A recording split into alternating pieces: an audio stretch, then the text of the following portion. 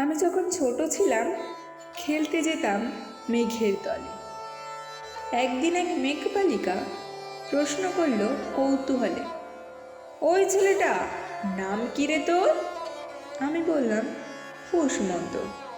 মেঘবালিকা রেগেই গেল, মিথ্যে কথা, নাম কি এমন হয় কখনো? আমি বললাম নিশ্চয় হয়, আগে আমার গল্প শোনো। সে বলল শুনবো না যা, সেই তো রানী, সেই তো রাজা, সেই তো একই ঢাল তরোয়াল, সেই তো একই রাজার কুমার পক্ষী রাজা, শুনবো না আর, ওসব বাজে। আমি বললাম তোমার জন্য নতুন করে লিখবো তবে। সে বলল সত্যি লিখবি? বেশ, তাহলে মস্ত করে লিখতে হবে, মনে থাকবে, লিখেই কিন্তু আমায় দিবি। আমি বললাম তোমার জন্য লিখতে পারি এক পৃথিবী। লিখতে লিখতে লেখা যখন সবে মাত্র 2-4 পাতা, হঠাৎ তখন ভূত চাপলো আমার মাথায়। খুঁজতে খুঁজতে চলে গেলাম ছোটবেলার মেঘের মাঠে। গিয়ে দেখি চেনা মুখ তো একটিও নেই এ তল্লাটে। একজনকে মনে হলো ওরই মধ্যে অন্যরকম। এগিয়ে গিয়ে বলি তাকে, তুমি কি সেই মেঘবালিকা? তুমি কি সেই? সে বলল মনে তো নেই, আমারও সব মনে তো নেই। আমি বললাম তুমি আমার লেখার জন্য বলেছিলে? সে বলল সঙ্গে আছে, ভাসিয়ে দাও গায়ের ঝিলে। আর হ্যাঁ শোনো, এখন আমি মেঘ নই আর, সবাই এখন বৃষ্টি বলে ডাকে আমায়। বলেই হঠাৎ এক পশলায় চুল থেকে নখ আমায় পুরো ভিজিয়ে দিয়ে অন্য অন্য বৃষ্টি বাদল সঙ্গে নিয়ে মিলিয়ে গেল খরস্রোতায়, মিলিয়ে গেল দূরে কোথাও, দূরে দূরে। বৃষ্টি বলে ডাকে আমায়, বৃষ্টি বলে ডাকে আমায়। আপন মনে বলতে বলতে আমি কেবল বসে রইলাম। ভেজা একসা কাপড় জামায় গাছের তলায় বসে রইলাম।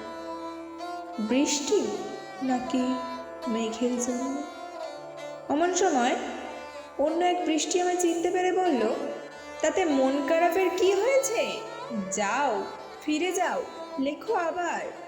এখন পুরো বর্ষা চলছে, তাই আমরা সবাই এখন নানান দেশে ভীষণ ব্যস্ত। তুমিও যাও, মন দাওগে তোমার কাজে। বর্ষা থেকে ফিরেই আমরা নিজেই যাব তোমার কাছে।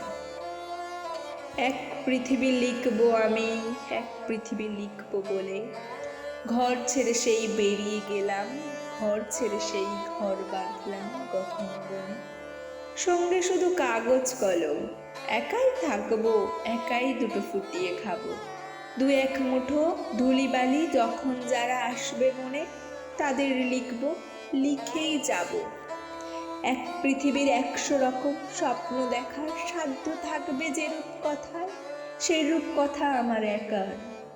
ঘাড় গুজে দিন লিখতে লিখতে, ঘাড় গুজে রাত লিখতে লিখতে, মুছেছে দিন মুছেছে রাত।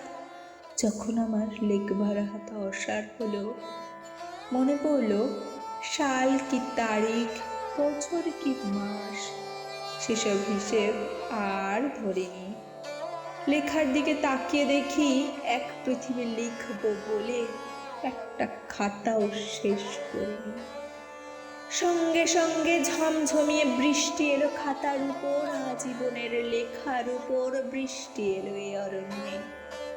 বাইরে তখন গাছের নিচে নাচছে ময়ূর আনন্দিত। এ গাছ ও গাছ উড়ছে পাখি, বলছে পাখি এই অরণ্যে কবির জন্য আমরা থাকি।